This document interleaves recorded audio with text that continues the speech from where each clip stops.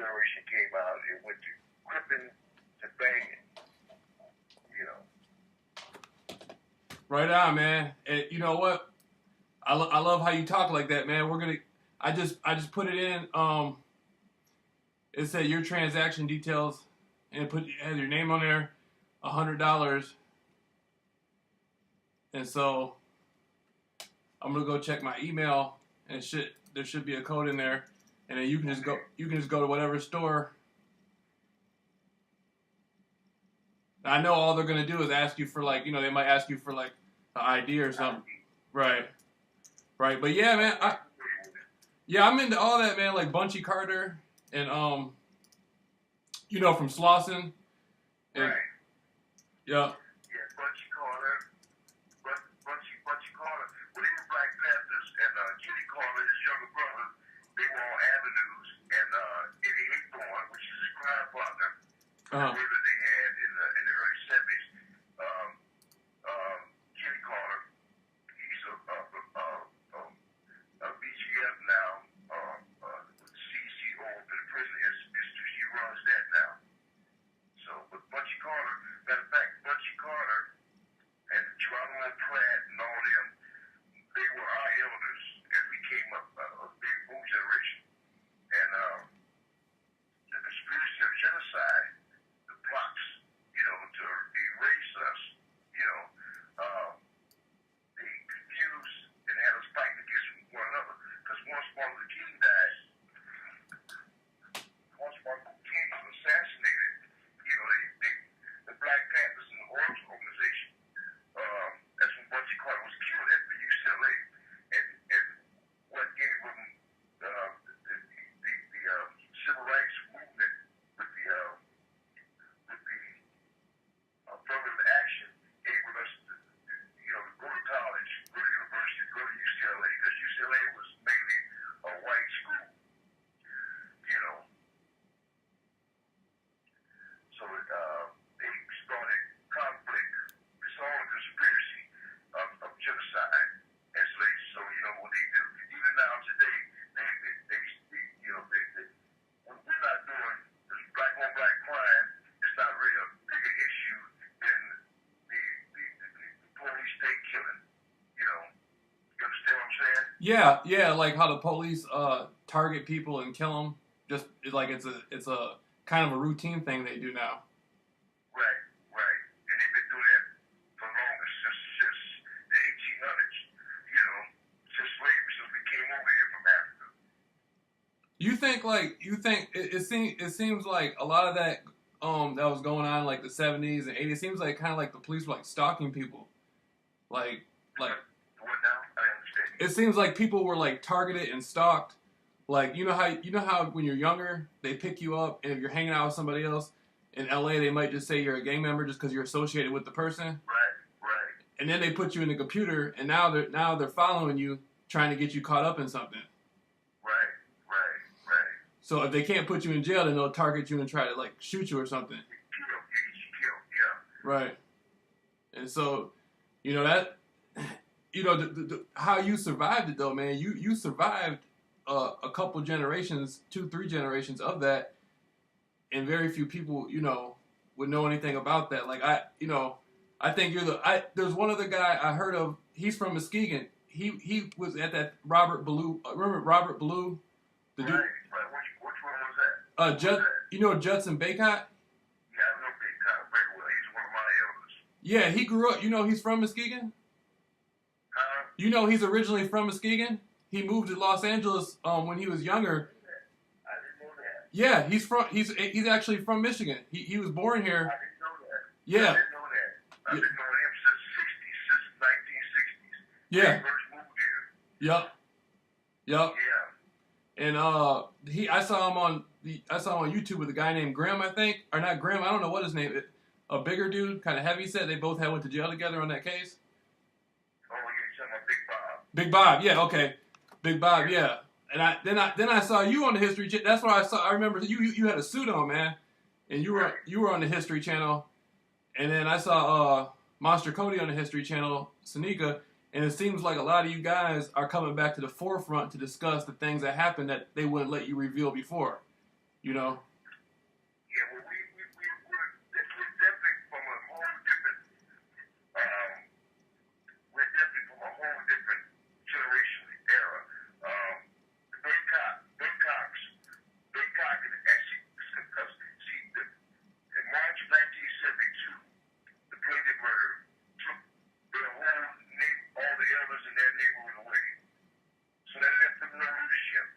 That was the same thing happened when they killed Martin Luther King, you know, Malcolm X and all that, you know, all the leaders. So and then that's when the generation when Martin Luther King came along. Yeah. But it's ironic because Sandy Tookie Williams, that's Baycott and all them, they're all from the same hood originally. See, what it was three major neighborhoods to turn original West Side Crips after we joined William Washington, Reverend Lee Washington. We call it the Crip conglomeration. We came together. And us, and what I mean by us, I mean from the hundreds, you know, we were the first original West Side Crips along with the Inglewood Crips, which is Michael Christian. You might want to get a hold of him too. I'll see if I got his number somewhere. Okay. You know what, man? I said, you know what? It's funny because Inglewood used to be the Crip area, but now when you go through there over like on Crenshaw and 104th, it's all turned into Bloods now. Yes, yeah.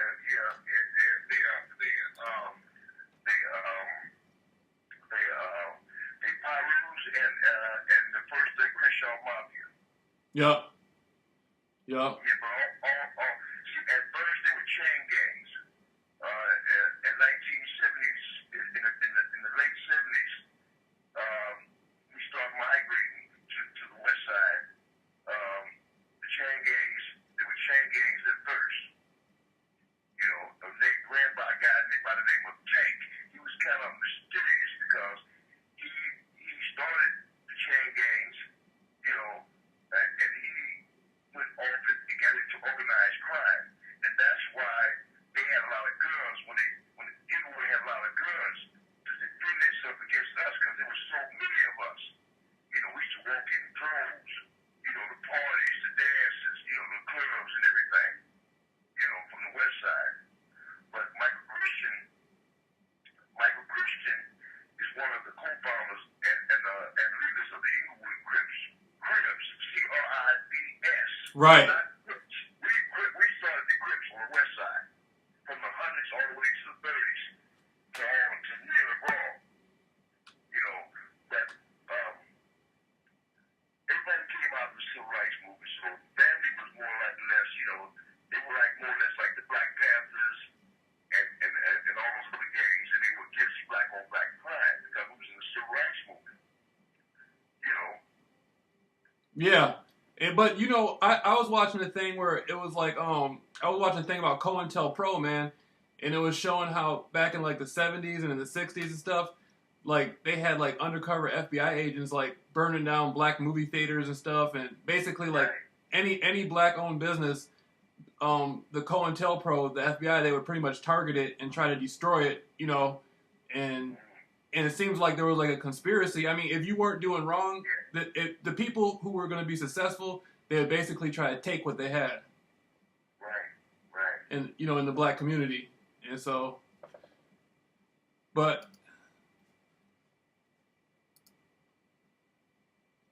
yeah, man, I'm out here right now.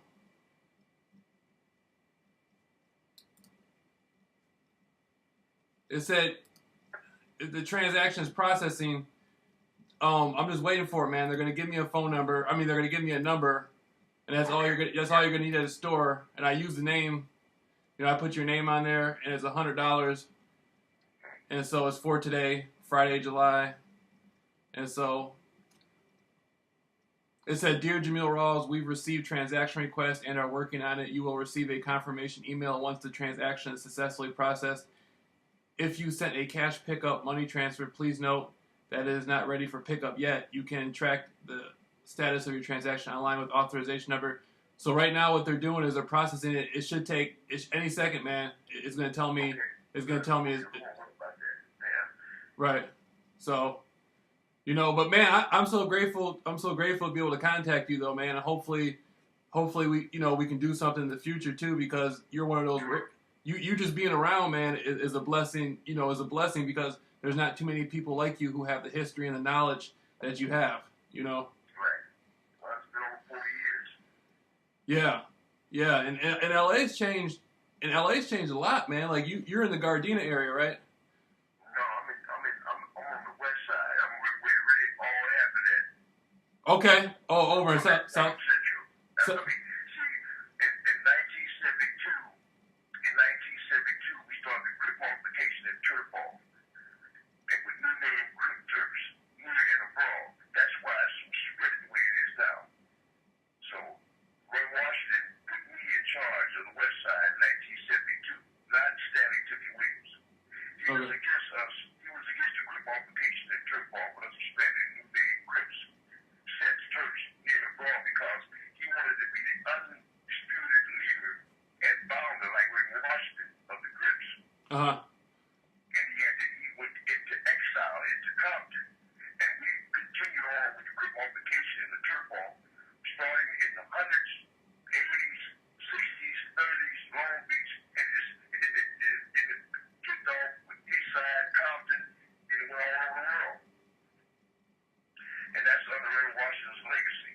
Chitty Chitty Bang Bang, Crips don't die, they multiply, Crips will die. Ain't that where Boo Hill came from? You said when Tookie went to Compton, is that where did he start? No, he didn't start Boo Hill. Boo Hill was already started. James Compton, all them started Boo Hill. Rawls and all them. They started Boo Hill. James Compton and all those guys. Tookie went out there under Bob Simmons. He was under the Bob Simmons had a program, high risk youth program, which would stop youth from going once they got in trouble going to camps and Hawaii and stuff like that. He started a program like Rosie Greer and Jim Brown and all that. He started a program for the youth. So he had Tookie running the place. He gave him his own place.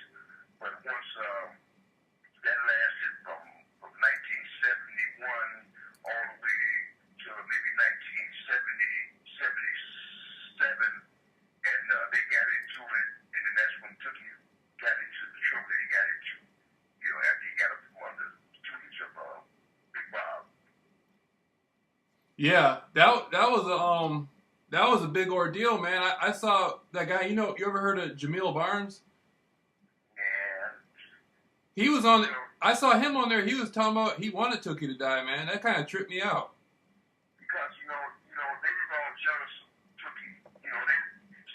Actually, Tookie them, Raymond and Tookie them had like 3 or 4 years. They were 3 or 4 years our elders. Yeah. So we the one. We was 13, 14 years old. They was like going on almost turning 18. Raymond and Tookie all of them. So we basically under Ray Washington started Crip multiplication in the turf ball with new name turfs. New name turf Crips here in the brawl.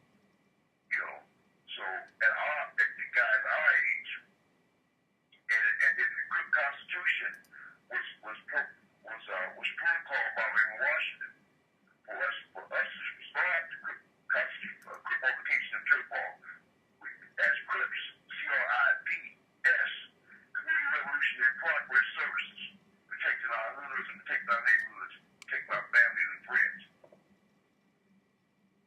Yeah, I had heard. You know what? I read about that Crip Constitution. I heard it was it started. There was one. I heard one thing saying it was started in jail. That's what. Yeah.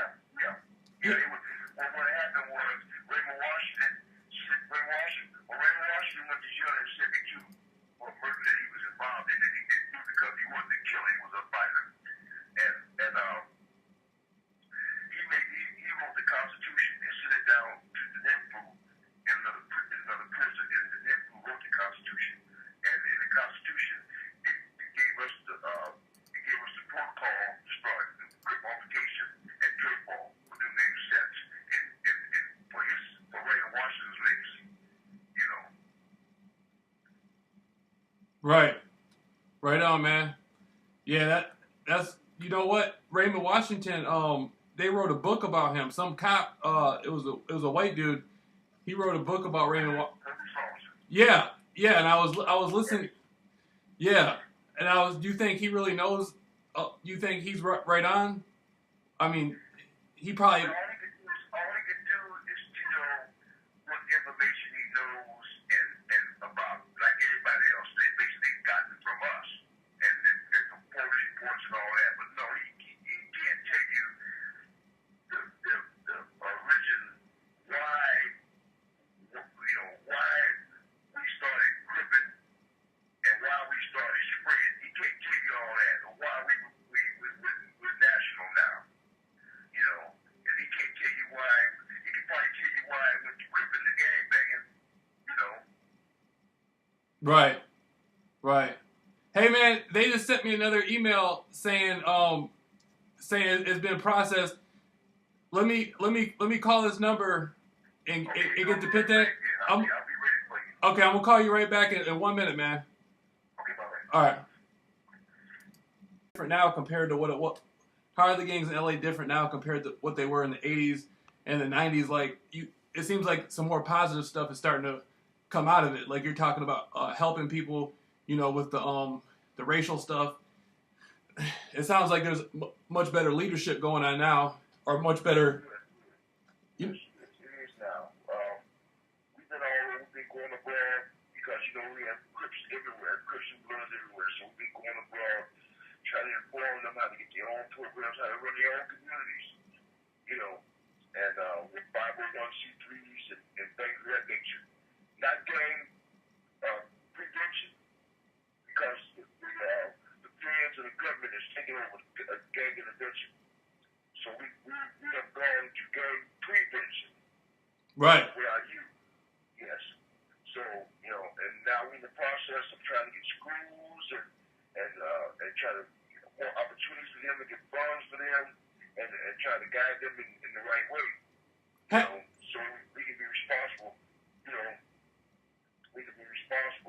as an entity, because, we're just, call it religion, call it pride. Crippin is CRIPS, Community Revolution and Progress Services. Protect our community, protect our race, protect our warriors, protect our people, and based upon the civil rights movement of what our forefathers tried to do to bring us out of the struggle all the way from slavery. So that's what we're all about now. Now, what we have been through is we're going through reform slavery already with the Jim Crow tactics and the conspiracy of genocide on our race already. Yeah.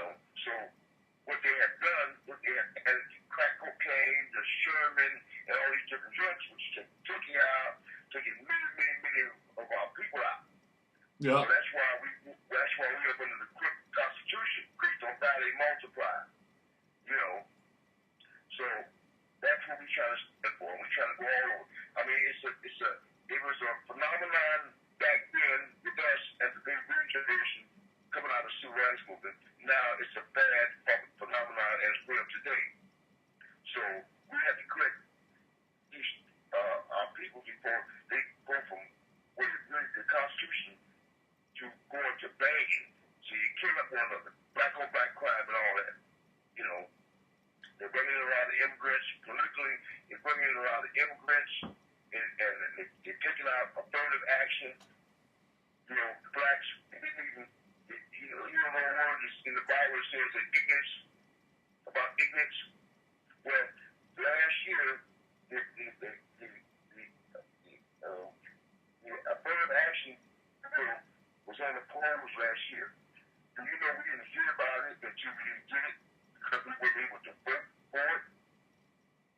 I believe I know how tricky the establishment is, man. I definitely believe it. Mm-hmm. Hey, have you ever heard of gang stalking? Gang stalking?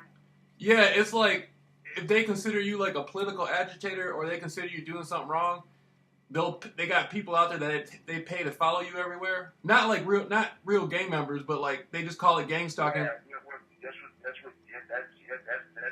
what we're dealing with. That's why they brought the feds in. They're keeping the killing going. We had a community meeting with the police, the chief of police and all that. And from the work that we was doing, because in 2000, in June of 2000, we were coming together on the west side, and we started the Rich Rolling card, and that was from from the hundreds all the way down to Hollywood, from South Central all the way down to Hollywood, and there was with neighborhoods that expanded to the east side and expanded all over the world. About the Constitution, the quick Constitution. So yeah, we do have people that come in, all over. You got police, feds, and everybody coming in and working. That's why we have to be legit as well. Right. Take that power away from them, because if they can, they come in. They're the ones who put the dope in there, like the DEA and stuff. Dope and the gun. It's a conspiracy of genocide. It is. Like Jim Crow tactic and all those different tactics they use with the conspiracy of genocide. It's never one of their tactics. You remember the dude, the reporter? He was a white dude named Gary Webb, and he had broke the Iran-Contra scandal story with talking about Rick Ross and all that back in the late 80s, early 90s. And yeah, he ended up committing suicide, or they say he did, but I remember he yeah, but he broke the story, and he was proving how they had it orchestrated to where they were taking the dope and guns and flying it right into South Central. Right. Yeah. Right. And man, I think it's gonna get better though, man, because you know what, the crime, it's not the crime doesn't seem like it's as bad as it used to be. Like it seems like back in the 80s and the late 70s and in the early 90s it was a lot worse. It seems like it's calmed down a lot, and the establishment's getting frustrated because they don't know what to do. Right. Well, it wasn't so many then, because you only had Crips and their rivals, and basically, we were rivaling with local gangs outside of the original Crip roots. Like Barons and Chain gangs, the Brims. Now it's just nationwide now. Right. And now instead of protecting your community, it's trying to get this. Now the thing is trying to get a reputation. Because back then, like now, they initiate you in, but when we started off, we were all street fighters. We were all local street fighters, that came together from the east side to the west side to Compton. Now it's a whole different story. Everybody feels they have to have a reputation. And most of the police are dead, that I came up with, Right. All the bullies are dead, So that means that is not the purpose of all of this. You know what, man? I learned a lot. I learned a lot from you guys because I did a lot of research on conspiracies and stuff, right, over the years, like CIA type stuff. And at one point I had got into it with sort of like the fraternal orders and secret societies, and they put me on a list to have me followed everywhere to like intimidate me. And you know what I did, man? I said, you know what? I'm gonna do what the gangs in LA do. I'm gonna bang on them. So I started walking up to them, telling them my name, telling them I do interviews, telling them everything about me, and they got scared and started leaving me alone. Yeah, everywhere I go, yeah, I started banging on them. I started telling them I was banging on the feds. Yeah, and I realized a lot of times they're more afraid of you than you are of them. That's sure. I mean, look, the police here, this is turning into a police state. This always has been. Yep. In London, in the rest of the European countries, they don't even carry guns. They carry batons. So they're scared because they do that's what they're doing. It's the guilty conscience that they have.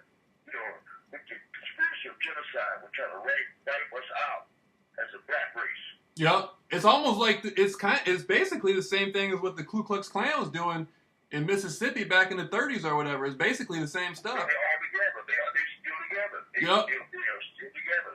Everything is still together. They are. I call them. They are the devils. You know, Yep. they are the devils. Because all white folks are not bad. We had Quakers. We got Kennedys. We got, for example, you know, all white folks are not bad. You know, it's Satan, satanic people. Yeah, they worship the devil and all that stuff. Yes, it's not the people. It's not the people when you speak of other races. You know. Right.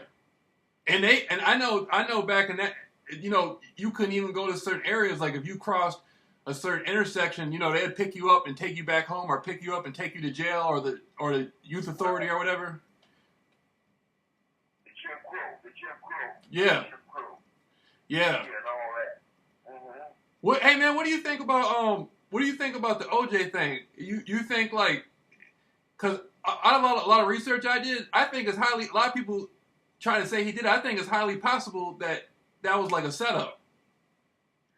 Yeah, well, with the way that they did that, you know. Yeah. I mean, I'm pretty sure that, you know, he was in love with her and this, that. I mean, it would seem almost common sense for a man to react, but not that way.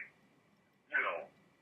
I mean, he had enough money to have it done, you know. I mean, but as far as him doing it, they couldn't prove that. So, you know, and that's what we had the great leader for. You know, the great leaders, you know, and they killed him. Right. He died young. Yup. The lawyer, yeah, he died young. Yeah, Johnny Cochran, he had like a when Tupac got a hold of Illuminati and exposed Illuminati, what happened to him? Yeah, they killed Pac. They killed him too with Malcolm X. Yeah. Got awakened. What happened to him? They killed him. Right, they killed him too. Wanted to kill all of them. Right. You know. So that's what it's all about. Hey, oh yeah, for sure, man. Hey man, were you around when the People's Temple was around? Remember the People's Temple with Jim Jones? Yeah, I was a youngster then, yeah. I was a teenager. Did you remember anybody? Did you ever meet anybody or know anybody who was affiliated, like who went to Jonestown or? Yeah, but not as true family and friends. Right. That's the research I did. That's the research I did, man. That got me in trouble. I proved that was like an experiment to be able to try to because they were trying to figure out a way to mind control black people, and you know they had a lot of black people in Jonestown, right? And so I think that was that had been some sort of experiment, you know. Yeah, and you know at the same time there's population control. You know. Yep. Because we are the majority, and the powers that be are the minority. Yep. You know, so it's all about power control. It's all about population control. You know. Yeah, man, and you know, right now, see, they wanted to have it to where the Mexicans and blacks would just kill each other off, but that's starting to go away because a lot of the Mexican people they don't really want to go for it anymore. No. I think that when this guy come here and talk about he's gonna make a wall and all that kind of shit. Right. Just think, man. We've been in the community, and with Spanish folks from the beginning. We got our name from Spain, Negro. We were indentured slaves in Spain. Right. You know, we weren't slaves. We were for 2 years. For 2 years, we got our citizenship, and we got the name that they call nigger. We got Negroes. You know, so we all in the same class. You know, Asians and Spanish, all of us. We all in the same class. So when I was in the prison in 1976, I was 19 years old.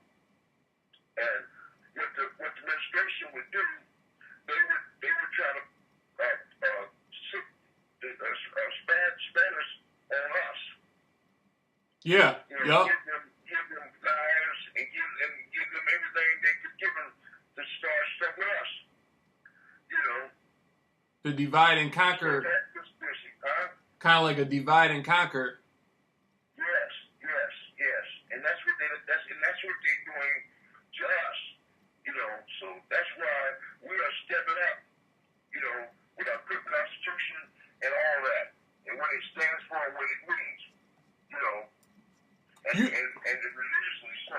You remember those three guys? I forget their name, man. It was back in your era in the 70s, and they had like broke out of the prison or tried to, and they like in the middle of the trial.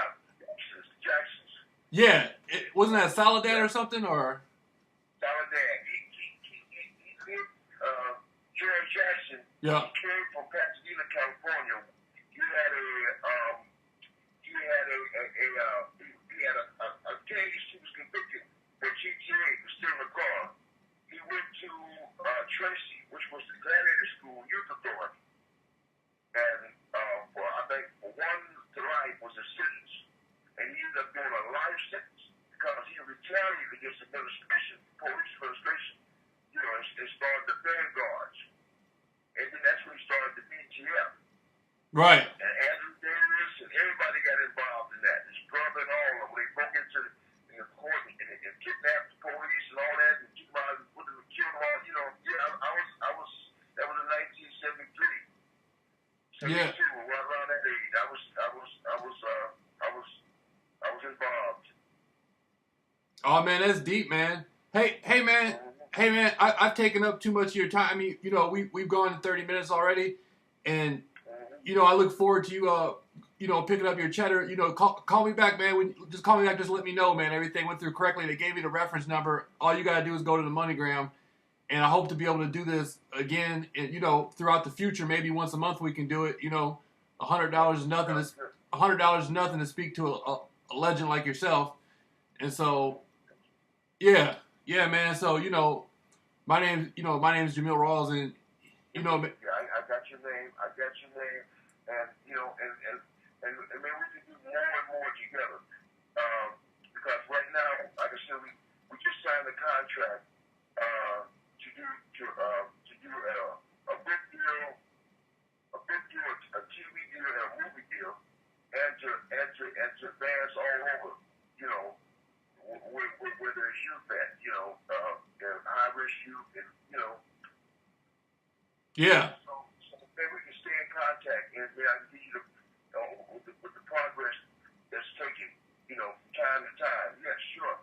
Right on, man. And you know, this is my phone number, so you know, whenever something comes up, just hit me up, and you know, I'll look forward once a month, man. We'll just keep the ball rolling.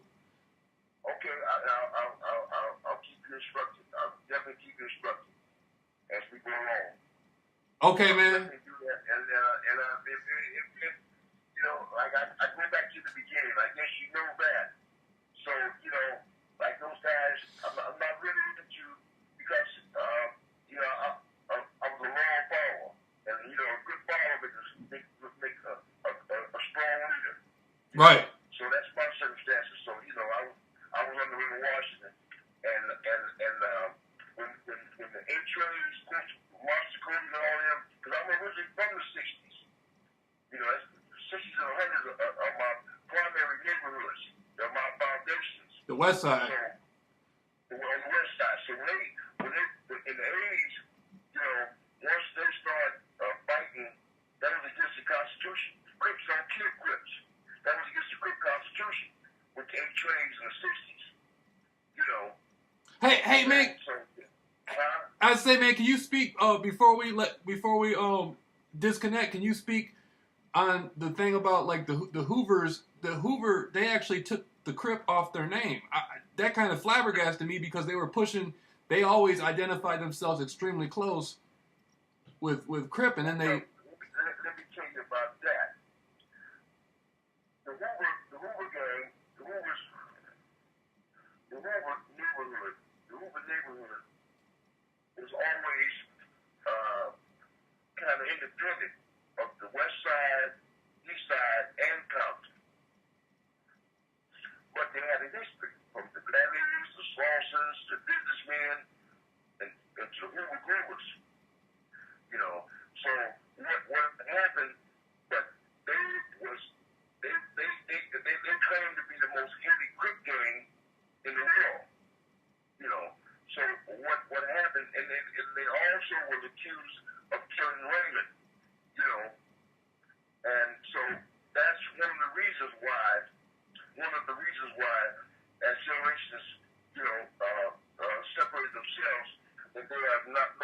Crips no more. You know, because they always been independent. They never been in the West Side. You have West Side Hoover Crips, and they kicked it off. They turned into Hoover criminals. Right. You know. So, you know, if you ever go to Facebook, you always see behind an H, you always X out. Yeah. You know, and that's probably one of the reasons, because we quit or die. You know, we quit or die. We under the ladies. We quit or die. You know, so they changed that up. And most of the original Hoovers and some of their binders, you know, were original East Side Crips under Washington.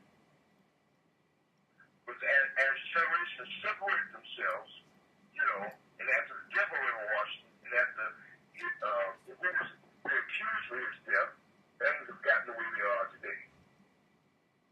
Yeah, man, that's deep, man. I mean, the thing, you know, so much time has gone by and a lot of things have happened, and, you know, people, like the establishment, the media and stuff, they sweep a lot of stuff under the rug. They really don't want people knowing about the real details. They just want people to see the blood, you know? And, well, you know, I'm going to tell you something, Jameel. They already attacked me once. You know, whenever you wake up, step up, you know, they're going to attack you. It's like whenever you get close to the God, Satan gets mad. He gets furious. You know. So, you know, I already did that, but it's a sacrifice. My forefather sacrificed for us, either this stage, for us, right. Here. So, you know, hey, well, I'm no better than them. You know. Yeah, I know. Better than them all. I know all about it, man. They said I did a bunch of interviews about like Jonestown and all that stuff, and I was exposing the government conspiracies. You know, they set me up to kill me, man. At the Motel 6 on Hollywood, on Hollywood and Whitley. They set me up to kill me at the motel, man, and I slipped out by miracle, man. And then after that, God. You believe in God? Yeah, I believe in God. Yeah, it was God. It was a miracle. It was the godly work of God that got me out of there, man. And, yes. Yeah, man, because I knew I was gonna die, man, because I could feel the energy. It was a heavy energy, you know. And God was talking. It was him telling you, and we don't listen. We don't listen to God when He talks to us.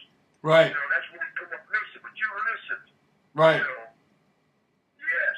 Yeah, and you know, I got out of it, man. So I know how it is, man. I mean, the minute you try to do something positive and try to do something good, man, the devil works through other people to try to pull you back down, you know. So I know a little bit about it, man. Yeah, that's the order. That is their order. That's why they come up with all these with the conspiracy of genocide. You know, the Jim Crow Act, all these different plots. Yeah. You know, like you said, to separate and divide and conquer. You know, Satan comes to kill and destroy, and in the process he comes to deceit and everything else. Yeah. You know, it's just like when we know that we're Semitic Hebrews from what they call Africa, all the way from North, you know, all the way to the Promised Land, to the Canada, the land of the black. We know all that. Yeah. You know? But they don't want us to know that, though. They want to feed us with their interpretation of all the stuff that they took from us. You know, over in Egypt, in certain places. You know what really amazed me? Some of the movies, like when they took the land in Greece, they took over the land of South Africa and different parts of Africa. You know, just to get the gold, this greed, you know, and how they turn the people against one another. And that's what they're doing here. And they call that population control. They want to control everything. All that's satanic. Yep. It's all an agenda. It's all an agenda from like I think it's all an agenda from like demonic entities. Yes. Illuminati is one of them. Yep. You sacrifice. They make you turn against your own family. Hollywood movie came out a while back. Donald Glover is a great black writer out of Detroit. I know you're familiar. Yeah, I've heard of him. Okay, well he put it in words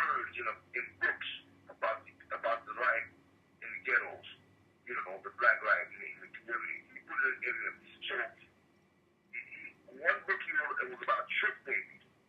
They took that from him, like they took everything else, and they made a movie out of it. How to keep a black man down. You know, with the Willie Lynch story and all these tactics that they use for the conspiracy of genocide. You know, the son turns against the father, the mother turns against the mother, they turn, you know, it's just destructive. You know, like the house nigga and the field nigga and all that other kind of stuff. Yeah. It's amazing. It's amazing.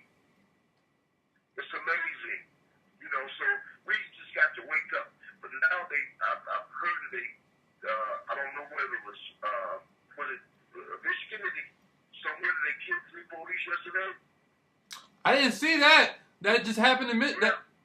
I gotta look at the news. I didn't see that. Yeah, you look that up. Look that up. Look that up because I was looking at it. I was on a run, but I was visiting some friends, and they had it on TV. Damn. Mm-hmm. Yeah, that's tripped out. Yeah, there's a lot of crazy stuff going on right now. Well, you know, it's a repeat. Everything is a repeat because they do it the same way from the beginning. You know, with the uprisings and all that kind of stuff. In 1965, the first Watch riot. You know, so all of us are repeat. You know, we're not gonna keep setting up stuff for holding our ass. Right. And us living our oppression. You know, financially and civilly and all that, and just let them do it. Mm-hmm. Anyway, this story that they brought out, Hollywood brought out, it was called Trick Baby. Okay. And Trick Baby, what they was doing, they said, well, we'll take a nigga from his environment and give him something, and we'll make the people, all the people hate him. And then we'll give him something on our side. That's kind of like what they do with OJ. Yeah. That's the same system. Yeah. Same system. Yes. Yeah, same system. You know, but you know, OJ, I don't know.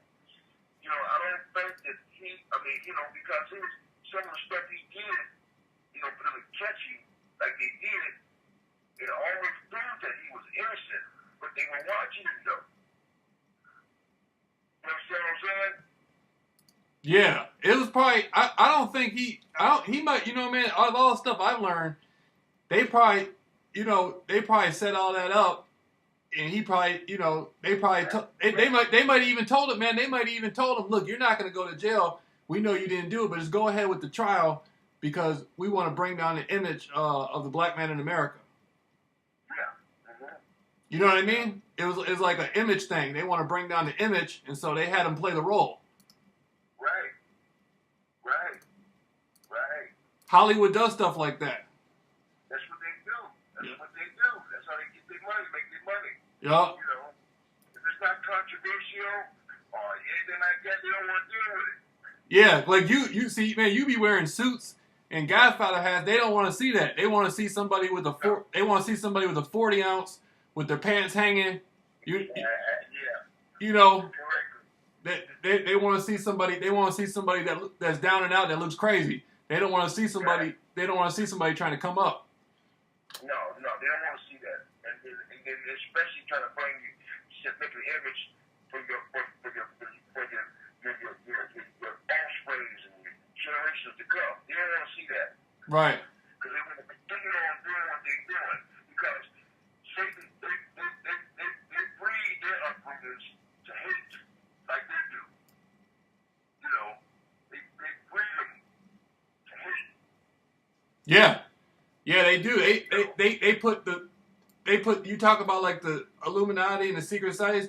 They put all their children in schools, not public schools. They put them in private schools and schools that nobody knows about. Then they can tell them what they want to tell them. Right. You know. That's a cool thing, my brother. Right. Man, well, I really enjoyed talking with you. Yeah, me too, man. Jameel, right? Jameel. Okay. So let's definitely get back together because I really love this conversation to talk with you, man. You know, I think you really got something to offer to the mind. You know. Thanks, man. Well, you know, like I said, man, we'll keep the ball rolling. And like, you know, at least once a month, man, we'll put something together. And okay, let's do that, bro. All right, man. You got my number, man. So just let me know. Okay. All right, bro. All right, man. Talk to you later, Yo. All right.